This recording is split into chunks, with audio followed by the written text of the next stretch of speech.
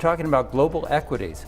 Asian and European markets have had their ups and downs this year. From your perspective, how attractive are global equities for closed-end fund investors? There's been a lot of volatility in markets over the last few months, and indeed, if you look back over the last 2 or 3 years, ever since Ben Bernanke's taper tantrum, Asian markets and emerging markets have been heading really in one direction only, and that's been down.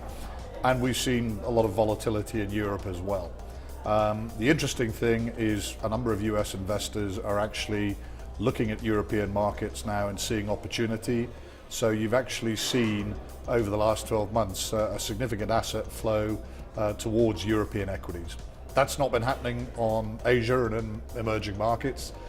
Times remain very tough there, but you could say, given the dislocation we've had in those markets, it might be an interesting time to look in that direction as well.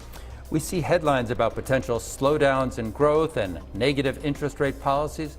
Has the level of risk increased for investors? Well, it's interesting because you can look at that two ways. When markets correct, maybe that's an opportunity rather than risk, but the correction of those markets is driven by the fact that people see risks increasing.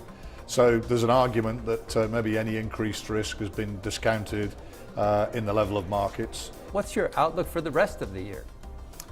Well, I think we could see increased volatility or continued volatility in Europe. We're dealing with a number of fairly big dislocations, and the immigration issue is clearly a major issue for Europe this year, as is the potential Brexit, as they call it, the United Kingdom leaving the European Union. So there's any number of things going on that could continue to unsettle investors.